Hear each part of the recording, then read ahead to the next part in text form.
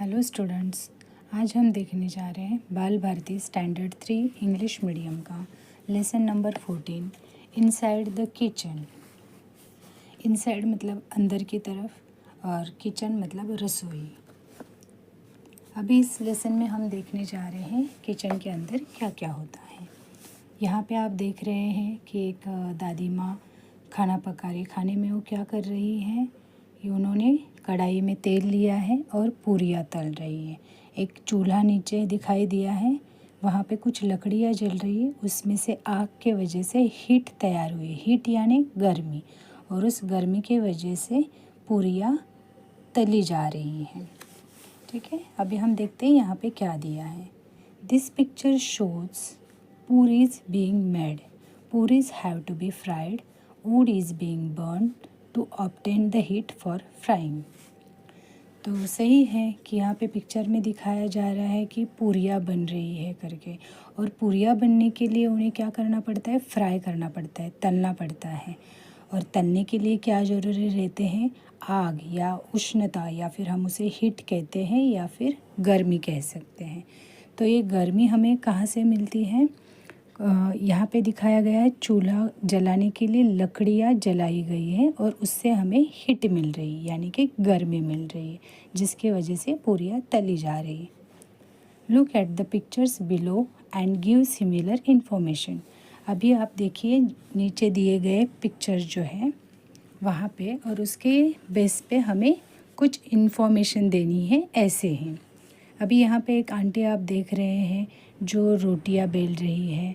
तो रोटियाँ बेल के तवे पे वो सेक रही है, लेकिन सिर्फ ऐसे ही वो सेक सकती है क्या, पका सकती है क्या रोटियाँ? बिल्कुल नहीं। उसके लिए उन्हें वो जो गैस स्टोव है वो जलाना पड़ेगा, जिसके वजह से हीट क्रिएट हो जाएगी, मतलब गर्मी बन जाएगी, और फिर वो रोटियाँ सेक पाएगी। सेकंड पिक्चर है, यहाँ पे देखिए एक दीदी है, वो क्या कर रही है, पकोड़े तल रही है। तो तलने के लिए उन्होंने क्या इस्तेमाल किया है, कढ़ाई, तेल, है ना, और साथ में उनके पास सबसे इम्पॉर्टेंट चीज़ है, वो है एक स्टोव। इस टाइप के भी स्टोव्स रहते हैं। इनमें देखिए ये ग्रीन कलर का जो कैंडल जैसे दिख रहा है, इसके अंदर केरोसिन रहता है। केरोसिन यहाँ पे बर्नर में जाता है और वहाँ से आग क्रिएट हो जाती है, और जिस आग के वजह से हीट तैयार होती है, और हीट के वजह से पकोड़े तलने में हेल्प हो जाती है। नेक्स्ट पिक्चर है, यहाँ पे एक आंटी देखिए गैस स्टोव का इस्तेमाल करके ही वो एक बर्तन में करी बना रही है, जो खाने का फूड आइटम ही है, तो वो पका रही है। उसके लिए भी उन्होंने हीट का इस्तेमाल किया हुआ है। इन शॉर्ट इन सभी पिक्चर में आप देख रहे हैं कि खाना पकाने के लिए हीट की ज़रूरत होती है। अभी नेक्स्ट हम देख रहे हैं क्वेश्चंस क्या दिए हैं इन्होंने। Why do we use heat to prepare some food items. Food items prepare करने के लिए, मतलब बनाने के लिए, हमें हीट की ज़रूरत क्यों रहती है, या फिर हम लोग हीट क्यों इस्तेमाल करते हैं। तो ज़रूरी है ना, अगर फूड आइटम्स कोई भी रहने दो, उन्हें हमें पकाना पड़ता है। पकाने के लिए तो हीट चाहिए, और हीट आग से आ जाती है। तो हीट नहीं रहेगी तो खाना पकेगा नहीं, और बिना पका हुआ खाना हम लोग अच्छे से डाइजेस्ट नहीं कर पाएंगे। इसके लिए हमें हीट ज़रूरी है खाना पकाने के लिए। Which food item do we eat without cooking. अभी ऐसे कौन से फूड आइटम हैं जो हम लोग बिना कुकिंग किए खा सकते हैं। तो ऐसे बहुत सारे आइटम्स हैं, जैसे कि फ्रूट्स है या फिर सलाद है, वो हम लोग बिना कुकिंग किए खा सकते हैं। नेक्स्ट है, why is it easier to use gas than firewood for cooking.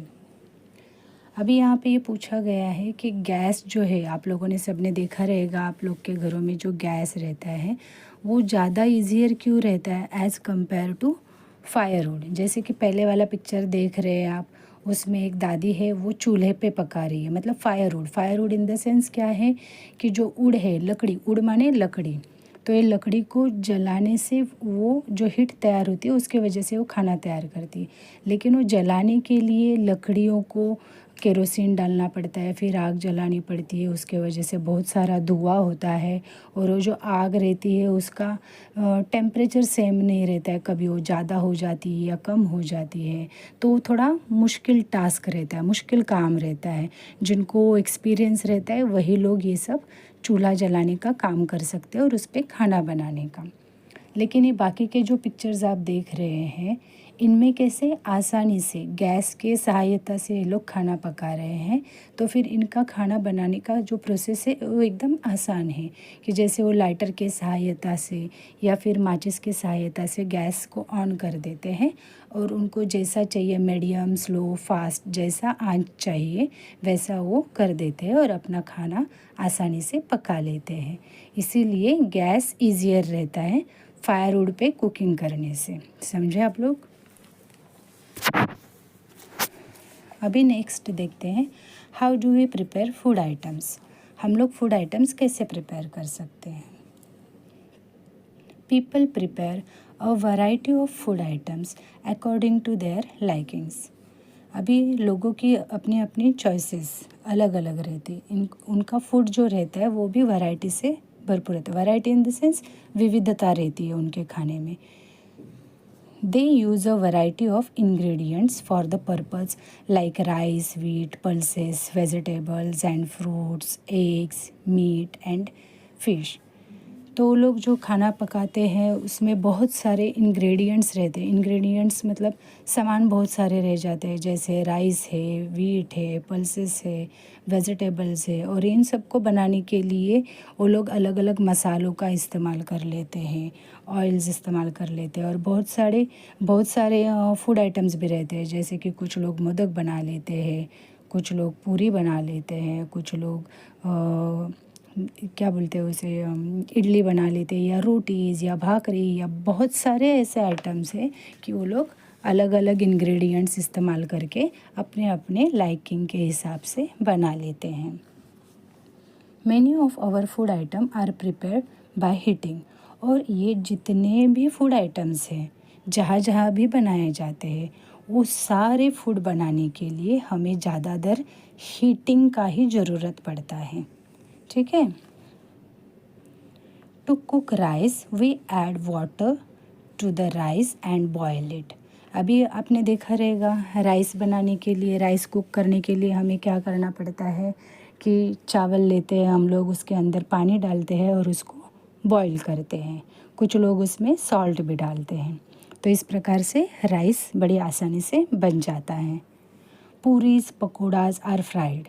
लेकिन जो पूरी रहती है या फिर जो भी पकोड़ा रहते हैं, उन्हें पकाने के लिए क्या करना पड़ता है, तेल में उन्हें फ्राई करना पड़ता है, तलना पड़ता है। किसके हेल्प से? ऑयल या घी के इस्तेमाल से। ऑयल और ghee is use to fry them. Modak and idlis are steam.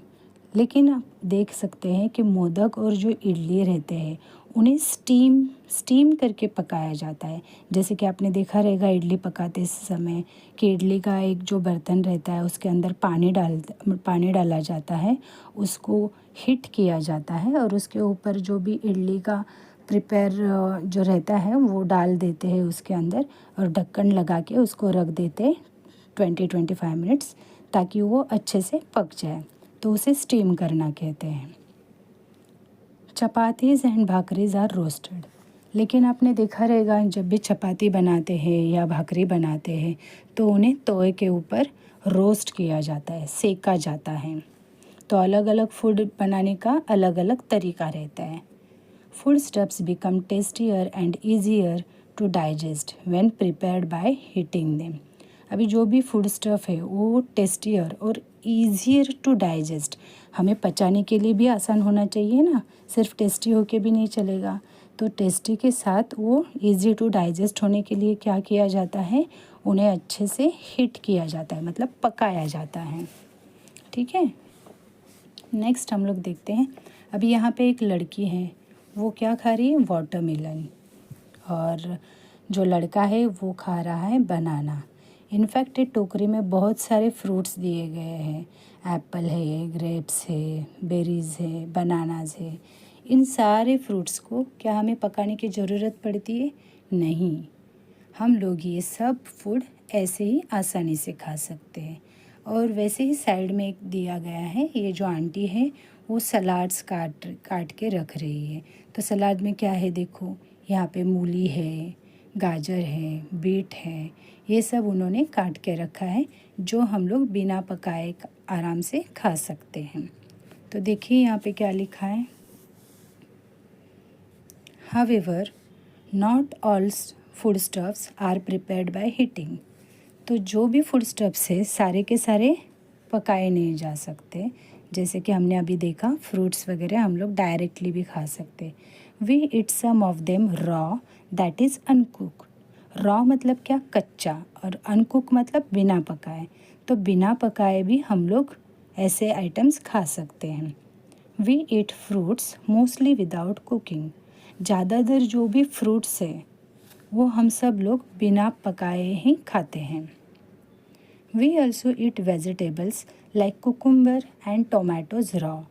अभी बहुत सारे वेजिटेबल्स रहते हैं, जैसे कि कुकुम्बर रहता है, टोमेटोज़ रहते हैं, या फिर रेडिश रहता है, कैरेट रहता है, ये सब हम लोग बिना पकाए ही खा लेते हैं।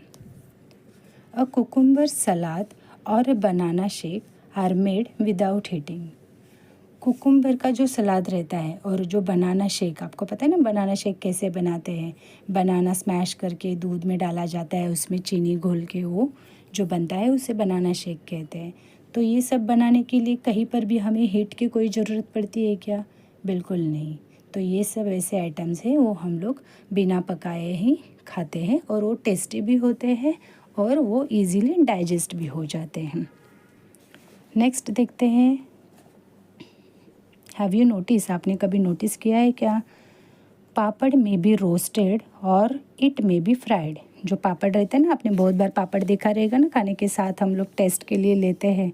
तो वो जो पापड़ रहता है वो बहुत बार रोस्ट करते हैं, मतलब सेकते हैं उसे, और बहुत सी बार उसको तला हुआ भी रहता है। Take 2 papads of the same kind. एक ही टाइप के आप 2 पापड़ ले लेना, और रोस्ट 1 फ्राई द अदर। एक को उसमें से रोस्ट करना है, आपको सेकना है, और एक को आपको फ्राई करना है। What is the difference in their taste? उसमें से क्या उनका जो टेस्ट रहेगा उसमें क्या फ़र्क आपको महसूस होगा? ऑफ कोर्स जो आपने तला हुआ पापड़ खाओगे वो आपको ज़्यादा टेस्टी लगेगा, और वो जो रोस्ट किया रहेगा वो थोड़ा सूखा सूखा और टेस्टी रहेगा, लेकिन कंपैरेटिवली जो फ्राई वाला पापड़ है उससे थोड़ा कम टेस्टी रहेगा। Which do you like better? तो आपको कौन सा अच्छा लगेगा? तो तला हुआ। अभी सेकंड देखते हैं, पीनट्स में बी ईटन प्लेन और रोस्टेड। पीनट्स पता है ना आपको, जो मूंगफली रहता है, या ग्राउंडनट कहते हैं, या मराठी में उसे शेंगदाना कहते हैं। वो बहुत बार हम लोग कच्चा भी खा लेते हैं, एज अ रॉ, प्लेन कहते हैं जिसको हम लोग नमक नहीं लगाते या कुछ ऐसे ही खा लेते। और दूसरा रहता है रोस्टेड, मतलब उसको भुना हुआ रहता है कढ़ाई में, या फिर ऐसे नहीं बाहर मिलता है जिसमें ऐसा रेती के साथ उसको भून लेते हैं, थोड़ा सा नमक डाल देते हैं। तो कौन सा टेस्टी होगा? जो भुना हुआ रहता है वो थोड़ा क्रिस्पी रहता है, उसमें नमक का फ्लेवर आता है। तो ऑफकोर्स थोड़ा रोस्टेड वाला रहता है, वही ज़्यादा टेस्टी होता है। What is the difference in their taste? तो इनके टेस्ट में क्या फ़र्क रहता है? थोड़ा हल्का हल्का फ़र्क तो रहता है, एक बड़ा स्वादिष्ट रहता है और दूसरा हल्का फुल्का लग जाता है। How do you like to eat them, plain और रोस्टेड? आपको कौन सा खाना ज़्यादा पसंद है, प्लेन कि रोस्टेड? किसी को प्लेन खाना पसंद आता है तो किसी को रोस्टेड वाला पसंद आता है। What is the difference in the taste of raw potato and a boiled potato? अभी आपको इन्होंने पूछा है कि जो रॉ पोटैटो रहता है ना, पोटैटो पता है ना आपको, आलू। रॉ माने कि जो कच्चा पोटैटो रहता है ना, जिसको कुछ भी पकाने का प्रोसेस नहीं किया हुआ होता है, वो है रॉ पोटैटो। और दूसरा है बॉइल्ड पोटैटो, मतलब उसको थोड़ा पानी में डाल के हीट दिया जाता है, फिर वो बॉयल हो जाता है। तो बॉयल और जो रॉ, इन दोनों पोटैटो में से टेस्ट में क्या फ़र्क रहेगा? तो जो कच्चा पोटैटो रहेगा वो तो हम लोग खा नहीं पाएंगे, उसका टेस्ट ही थोड़ा अजीब लगेगा। और जो बॉइल्ड पोटैटो है वो थोड़ा सॉफ्ट हो जाएगा, उसमें आप चाहे तो थोड़ा नमक या मसाला डाल के आप उसे आसानी से खा सकते हो। नेक्स्ट है methods of supplying heat for cooking. अभी बहुत सारे मेथड्स मतलब अलग अलग स्टाइल्स रहते हैं। तो वो हीट करने के लिए जो कुकिंग का है वो हीट करने के लिए बहुत सारे मेथड्स हैं, वो हम लोग देखेंगे क्या है। We can choose from various fuels to supply the heat needed for cooking. अभी कुकिंग के लिए जो भी हीट्स हमें लगती है वो हम लोग कहाँ कहाँ से ले सकते हैं। जैसे कि हमने पहले देखा है फायरवुड से ले सकते हैं या गैस स्टोव से ले सकते हैं। ऐसे और कौन से हैं वो मेथड्स हम लोग देखेंगे, लेकिन वो अगले पार्ट में हम लोग देखेंगे। उसके पहले आप लोग ये अच्छे से लेसन समझ लेना। समझने के लिए आपको ये अच्छे से रीड करना है, जो भी हार्ड वर्ड है उनको अंडरलाइन करके बाय हार्ट करना है। इतना करो, और जो भी अगर डाउट्स रहेगा तो कमेंट बॉक्स में लिख लो। तब तक के लिए बाय।